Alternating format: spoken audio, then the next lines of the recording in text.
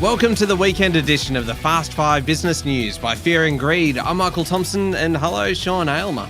Hello, Michael. Sean, on weekdays, it's all about the Fast 5, the top 5 business stories in 5 minutes. On the weekend, we still keep it to 5 minutes, but we're going to pick out the biggest business story of the week, the most remarkable story, a sleeper story, one that's flying under the radar a little bit, and our favourite business story. So let's jump straight into it. What was the biggest business story, do you reckon?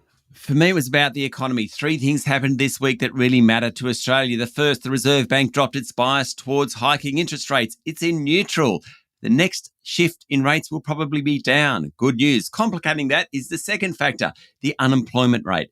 Unemployment fell to 3.7% last month after 116,000 new jobs were created. Much better outcome than expected, but does put pressure on inflation just a little bit.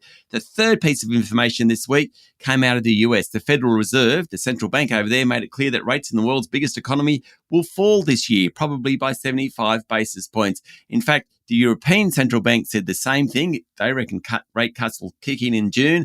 And in Japan, rates actually went up for the first time in about 14 years.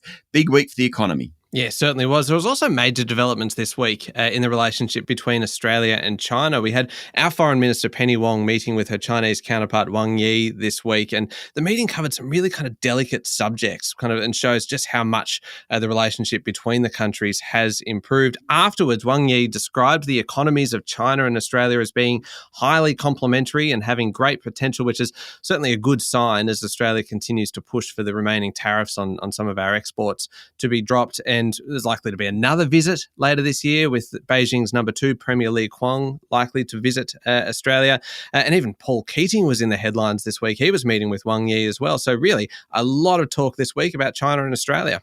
Sure was. Michael, what was your most remarkable story? Oh, well, Sean, I know I do this a lot, but I'm going to bring up a Donald Trump story because this week we actually had Australia being drawn into the US political fray by Donald Trump. He was asked in an interview what he thought about Kevin Rudd's previous comments. So former Prime Minister Kevin Rudd, who's now our ambassador to the United States. In the past, Rudd has tweeted about Trump, saying that things like he drags America and democracy through the mud and that he's a traitor to the West. And in response, Trump said, "I don't know much about him. I heard he was a little bit nasty. I hear he's not the brightest bulb, but I don't know much about him. But if he's at all hostile, he will not be there long." I don't know about you, Sean, but whenever I read something by Donald Trump, can you hear it in Donald Trump's voice when you speak it? But anyway, it is a significant story because if he is elected come November, the president can actually revoke an ambassador's credentials, which could potentially set us up for a bit of a showdown in November. Yeah, pretty remarkable. What I thought was remarkable this week was the immigration figures from the Bureau of Statistics that came out.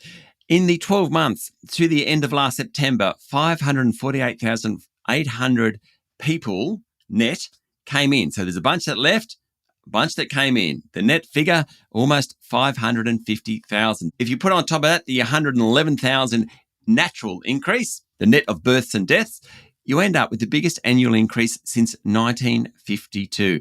Pretty amazing, puts a lot of pressure on the economy, especially housing. It's the key reason why rents are so expensive and why there's a housing crisis in this country. Now, the government wants to get that number down, but it's going to take a bit of time, I think, Michael. Yeah, I think you might be right. A sleeper story this week, Sean, is kind of tied to that. And we saw some data this week from Domain, and it shows that land sizes have been shrinking for a number of years. But this data kind of lays out the case for greater density in housing and says that density may be the key to improving affordability there's a very good chance I'm going to make this way too complicated and slightly convoluted. But the point is that while prices have been rising, if land sizes hadn't been shrinking and we hadn't been getting more densely populated, then the average house price would have actually been much, much higher.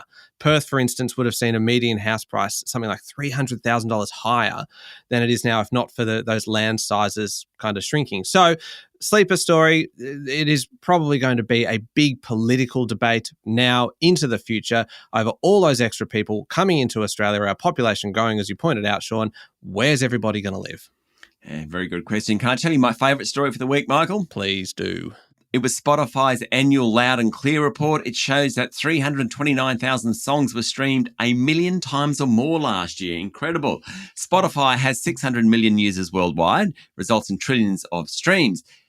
1,250 artists are earning at least $1 million a year, including 80% who are basically not household names around the place. Last year, Spotify paid $9 billion to the music industry, and that figure has tripled over the past 6 years. The number of artists generating at least $1 million or $100,000 or $10,000 has also tripled in that period, and a bunch of them are independent artists, as in DIY or signed to independent labels. In fact, they received more than half of Spotify's payments. I just think it's good to see the humble artist getting a go. It's a great story. There we go. 5 minutes and pretty much everything you need to know in the world of business. Thank you, Sean. Thank you, Michael.